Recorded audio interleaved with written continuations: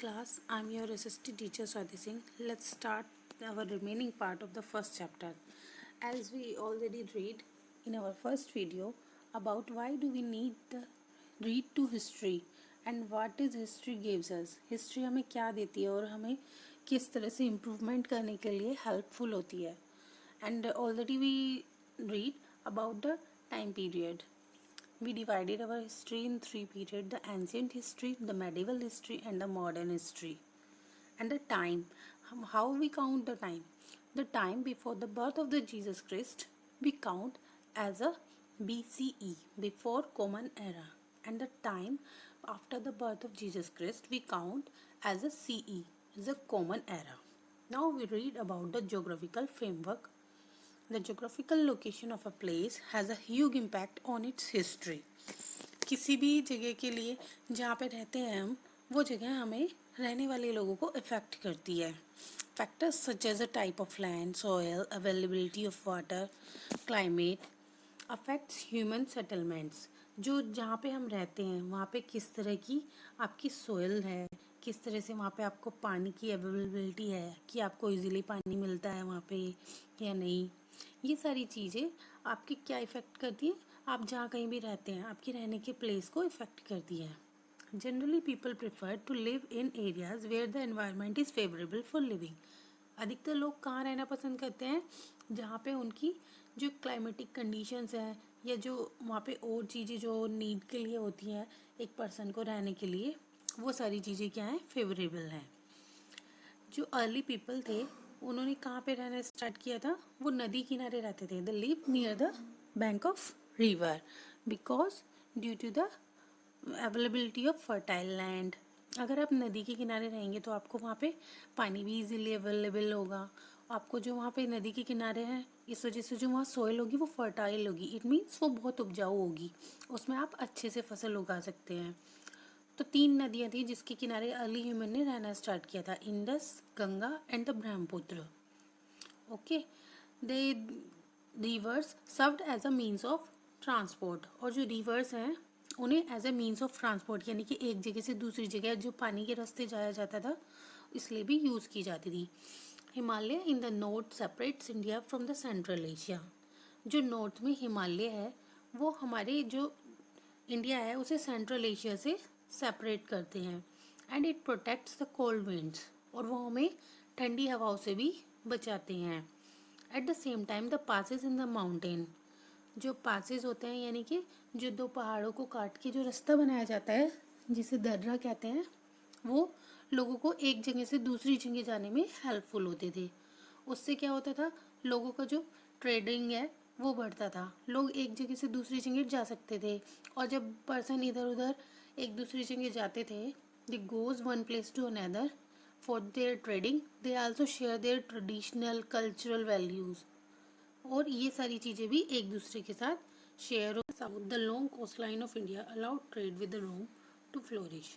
जो साउथ में हमारी कोस्ट लाइन है वो इंडिया को रोम से ट्रेडिंग में हेल्पफुल होती थी.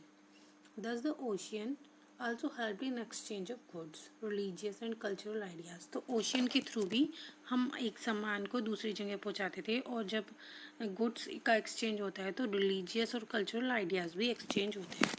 Exchange of goods and ideas slowly led to the development of civilisation. और इस एक्सचेंज के बिहाफ पे क्या हुआ, धीरे धीरे जो हमारी सभ्यता थी, सिविलाइजेशन थी, वो डेवलप करने लगी. Growth of towns and cities with the passage of time they developed into huge kingdoms. जो छोटे छोटे शहर थे और टाउन्स थे वो जो है धीरे धीरे बड़े बड़े राज्यों में बदलने लगे.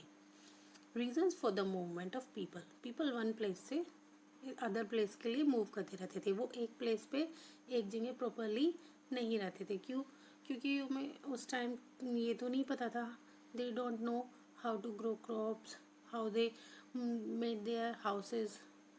Time to time they learn about these things. People move from one place to another due to the in search of food. क्या होता था कि उन्हें उस टाइम पे प्रॉपरली खाने के लिए नहीं पता था, तो वो क्या खाते थे, फ्रूट्स खाते थे, रूट्स खाते थे. तो या तो वो फॉरेस्ट से फ्रूट्स और रूट्स कलेक्ट करते थे या फिर वो एनिमल्स को जो है हंटिंग, उनके शिकार करके उन्हें खाते थे। People moved in case of natural disasters like floods और फेमाइंस। जो नेचुरल डिजास्टर हो जाते थे, यानी कि जैसे बाढ़ आ गई, सूखा पड़ गया, अकाल हो गया है, ये सब चीज़ों के लिए भी वो एक प्लेस से दूसरे प्लेस पे मूव करते थे। Religious leaders move to spread their teachings. जो धार्मिक नेता थे वो अपनी जो है टीचिंग्स लोगों में बताने के लिए, अपनी जो उनकी नॉलेज है वो लोगों में बांटने के लिए, स्प्रेड करने के लिए वो वन प्लेस से अदर प्लेस के लिए मूव करते थे। Traders move to sell their goods to far off places, to sell their goods to far off places. जो ट्रेडर्स थे, व्यापारी थे, वो अपने सामान को एक जगह से दूसरी जगह बेचने के लिए, सेल करने के लिए वो एक जगह से मूव करते थे। Sources of history. Sources of history क्या होता है? ये वो चीज़ें होती है जिनसे हमें हिस्ट्री के बारे में पता चलता है। History is a form on the basis of the things which are remnants of the past. Past में जो चीज़ें हमें अवशेष मिलते हैं, जो बची कुची चीज़ें मिलती हैं, उससे हमें हिस्ट्री के बारे में पता चलता है। Many types of specialist from different field of work help in understanding history. अलग अलग फील्ड से बहुत सारे पर्सन्स होते हैं जो हमें ये समझने में हेल्प करते हैं कि हिस्ट्री क्या है और हमें उसके बारे में जो नॉलेज मिलती है वो किस तरह से मिलती है। Archaeologist recover objects by digging objects from sites that they buried under the earth. जो आर्कियोलॉजिस्ट होते हैं वो ज़मीन के अंदर जो चीज़ें दबी हुई होती हैं उन्हें निकालते हैं और उन पर रिसर्च करते हैं। जो साइंटिस्ट होते हैं उन्हें केमिकली टेस्ट करते हैं, जिससे हमें ये पता चलता है कि वो किस टाइम के अप्रोक्स हैं, उनकी लाइफ क्या है, वो कितने टाइम पुराने हैं। तो ये सारा प्रोसेस क्या कहलाता है? Carbon dating. Then connect things recovered in similar times and locations. जो सोशियोलॉजिस्ट होते हैं, जो एक सेम टाइम पीरियड में चीज़ें मिलती हैं, उन सब चीज़ों को आपस में कनेक्ट करते हैं। उससे क्या होता है? हमें हेल्प हो जाती है कि कौन सी चीज़ें कब हुई हैं। They arrange them in a proper sequence. वो उन्हें एक सिस्टमेटिक मैनर में अरेंज करते हैं। Scientist believe that the humans originated from animals. Scientist ये बिलीव करते हैं कि जो ह्यूमन है वो स्टार्टिंग में एक एनिमल थे, एनिमल से वो ह्यूमन हुए हैं। One wonders how they talked among each other, how they live together. सब ये इस चीज़ के बारे में आश्चर्यचकित होते हैं, सरप्राइज होते हैं कि वो आपस में कैसे एक दूसरे से बात करते थे, वो कैसे एक दूसरे के साथ रहते थे। हाउ लैंग्वेजेस वर फॉर्म्ड, किस तरह से जो लैंग्वेज है वो किस तरह से बनी। How they learn to write, उन्होंने लिखना किस तरह से सीखा। To study history we have to take the help of various sources. हमें हिस्ट्री को समझने के लिए बहुत सारी चीज़ों की हेल्प लेनी होती है, बहुत सारी सोर्सेज की हेल्प की नीड होती है, जिनसे हम हिस्ट्री को समझ पाएँ कि क्या चीज़ें कब हुई थी और किस तरह से हुई थी। It is with the help of these sources that we can form a clear picture about the past.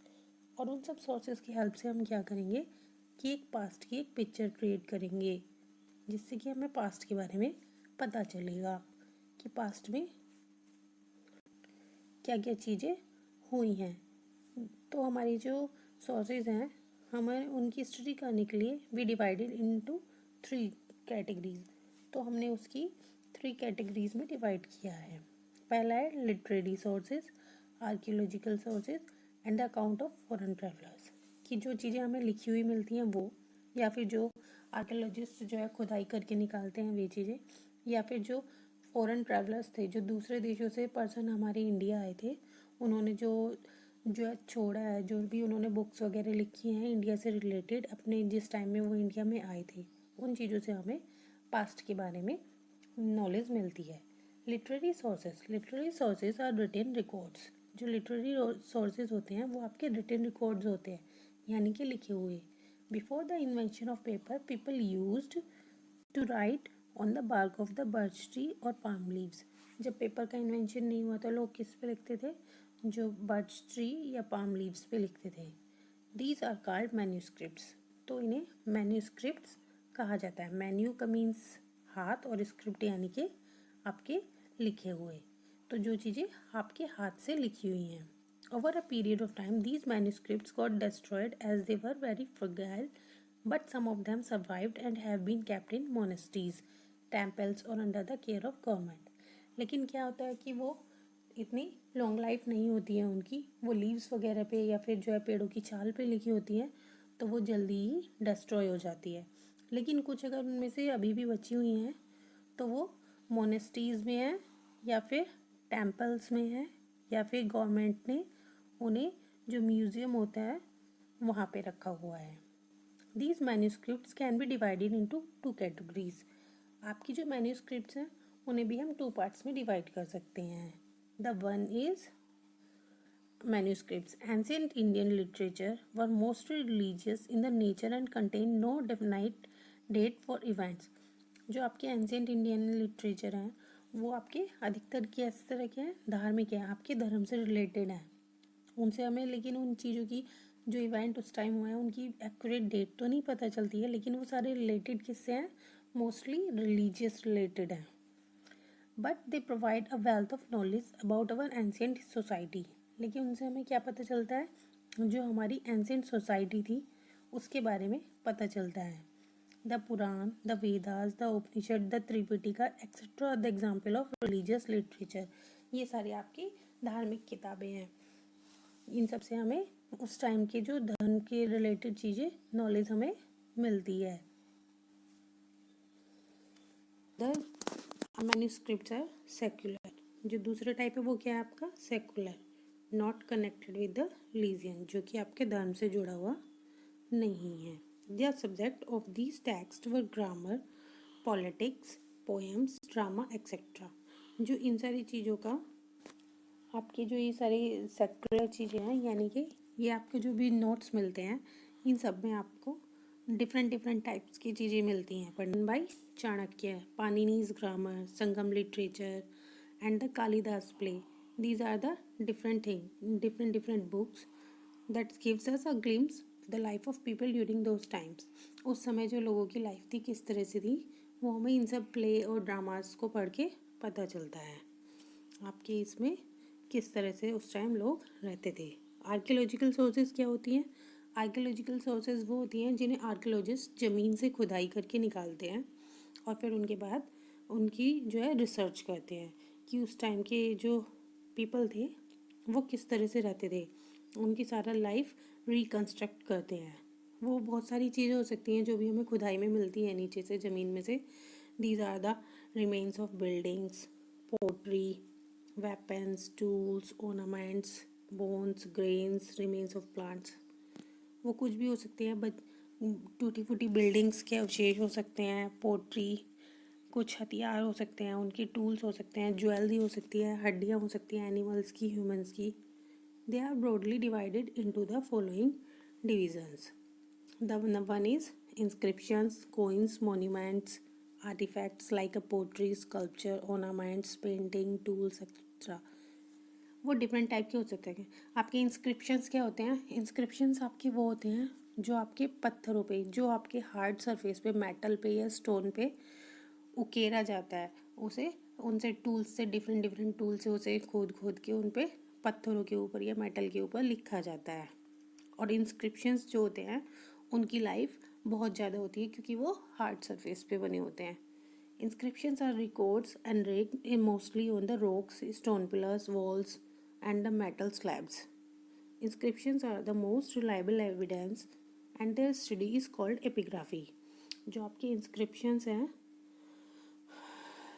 most of the inscriptions have survived as they were written on a hard surface.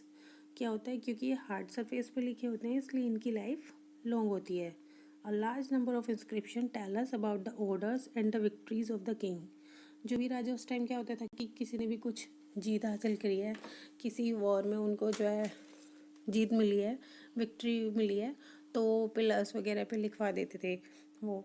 ये सारी चीज़ें हमें जो है stone वगैरह पे लिखी हुई मिलती हैं. और सबसे ज़्यादा जो किसकी मिलती हैं, वो मिलती हैं अशोक की.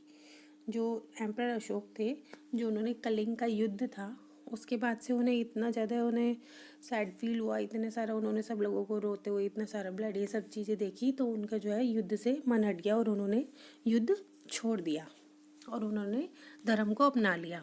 तो जो अशोक की वो है सारी इंस्क्रिप्शंस, वो किसके बारे में है, धम्मा. धम्मा क्या होता है, जो प्राकृत लैंग्वेज में है उसमें जो है धर्म को क्या कहा जाता है, dhamma. Most of the inscriptions that are found are written in Prakrit. वो कौन सी लैंग्वेज में मिलती है, अधिकतर जो है प्राकृत लैंग्वेज में, या फिर Pali, Brahmi, Sanskrit, Telugu and the Tamil. Among the inscriptions found, those of Ashoka by far giving the best description of his reign। वो उसके राज्य के बारे में बहुत अच्छे से हमें नॉलेज मिलती है। Coins, the study of coins is known as a numismatics. जो कॉइन्स की स्टडी होती है वो किस नाम से जानी जाती है, known as a numismatics. Thousands of ancient Indian coins have been discovered. बहुत से हजारों साल पुराने इंडियन कॉइन्स मिले हैं। Coins enable us to understand the ruler and the extent of his rule, कि उस समय कौन सा राजा राज्य करता था और उसका राज्य कितने टाइम पीरियड रहा है। Some of the coins are inscribed with the dates और the image of the king. बहुत से कॉइन्स पे डेट्स और उस टाइम का जो राजा था उसका नेम और इमेज भी मिलता है। Metals used in the coins tell us about the economic and their knowledge of metallurgy. Metallurgy क्या होता है, जो डिफरेंट टाइप के मेटल की स्टडी होती है वो मेटलर्जी कहा जाता है। कि उस समय जो राजा थे वो डिफरेंट टाइप के मेटल्स यूज़ करते थे, तो उनसे इकोनॉमिक कंडीशन यानी कि उनकी फाइनेंशियल कंडीशन किस तरह की ये पता चलता था। कि अगर कोई जो है गोल्ड की कॉइन कर रहा है यूज़ तो वो बहुत अच्छा है, डेवलप है उनकी किंगडम, सिल्वर है, मेटल है, different types of coin. As for example, in one of the gold coin, King Samudragupta is shown as a playing a veena, which shows his interest in music. King Samudragupta एक gold coin पे दिखते हैं वो वीणा बजा रहे हैं, तो जिससे पता चलता है कि जो उनका इंटरेस्ट था वो म्यूज़िक में था। मॉन्यूमेंट्स और रिमेन्स ऑफ बिल्डिंग्स, जितनी भी ऐतिहासिक इमारतें हैं जो एंशियंट टाइम में किंग्स ने बनवाई थी वो सब मॉन्यूमेंट्स होती हैं। Monument consist of building, stupa, caves, temples. Monuments में आपके क्या आता है, बिल्डिंग है, स्तूप है, केव है, टेम्पल है, ये सारे आपके मॉन्यूमेंट्स हैं। Buildings which are of historical significance are called monuments. जो आपके ऐतिहासिक तौर पे आपके हिस्ट्री में आपके लिए बहुत इम्पॉर्टेंट होती है वो सारी बिल्डिंग्स आपकी क्या कहलाती है, monument. They are immensely valuable as they tell us about the art. वो हमारे लिए इतनी इमेंसली यानी कि इतनी नेसेसरी हो जाती है, इतनी वैल्यूएबल है वो हमारे लिए, क्योंकि हमें मॉन्यूमेंट्स के थ्रू ये पता चलता है कि उस टाइम जो आर्ट और आर्किटेक्चर था, जो उनके रिलीजियस और कल्चरल लाइफ थी वो लोगों की कैसी थी, people of the period in which they were built, जब वो बनाए गए हैं। जैसे कि इसका एग्जाम्पल है सांची स्तूप, अजंता एंड एलोरा की caves. These are some example of the monuments. Artifacts and other findings. Artifacts क्या, the various objects that human made such as the ornaments, toys, tools and pottery gives valuable knowledge of how people lived and their occupation and their customs। तो इन सारी चीज़ों से हमें ये पता चलता है कि उस समय लोग किस तरह से रहते थे और वो क्या काम करते थे और उनके कस्टम्स क्या, उनके रीति रिवाज थे। Account of foreign travellers. Foreign travellers यानी कि जो विदेशों से यात्री आए थे India. A great deal of our knowledge of ancient Indian history is supplemented by the writings of the travelers। वो जो भी हमारे इंडिया में घूमने के लिए आए या फिर देखने के लिए आए उन्होंने इंडिया के बारे में बुक्स लिखी है और उनकी बुक से हमें पता चलता है। Just Indica was written by the Megasthenes. Megasthenes था वो इंडिया आया था और उसने जो है एक अपनी बुक लिखी है जिसका नाम है Indica. Gives us valuable information on the Maurya empire. और वो मौर्य साम्राज्य था, जब वो आया था मैगस्थनीज तो उसने मौर्य साम्राज्य के बारे में बहुत सारी इंफॉर्मेशन अपनी बुक में दी है। Similarly accounts of Faxian and the Xuanzang tell us about the socio economic and the religious situation in India in the 5th to 7th century CE। और जो दो ये चीनी यात्री थे फायान और हेनसांग, इनकी उससे भी हमें इंडिया की उस टाइम की सोशल और इकोनॉमिक और रिलीजियस लाइफ के बारे में पता चलता है। History allow us to learn about how the people lived in the past. History हमें ये हेल्प करती है कि पास्ट में लोग किस तरह से रहते थे, उनका नेचर कैसा था, वो क्या क्या चीज़ें उन्होंने सीखी हुई थी, उनकी समझ क्या थी और किस तरह से वो एक्सपेरिमेंट करते थे और नई नई चीज़ें डिस्कवर करते थे। It encourage us to examine and question the knowledge that we have gain. और इससे हमें इस चीज़ के लिए हेल्प होती है कि हम इस चीज़ को एग्जामिन कर सकें कि जो हमें नॉलेज मिली है उसको क्रॉस चेक कर सकें कि उस टाइम के लोगों के बारे में जो हमें नॉलेज मिली है वो एक्यूरेट है या नहीं है। The study of history makes us understand our present better in a manner that we do not repeat past mistake. और हमारी हिस्ट्री को समझने से हमें ये हेल्प होती है कि जो मिस्टेक्स हमने अपनी पास्ट में किए हैं वो हम अपने प्रेजेंट में नहीं करेंगे और उन मिस्टेक्स को रिपीट नहीं करेंगे। Okay student, this chapter is finish. Thank you.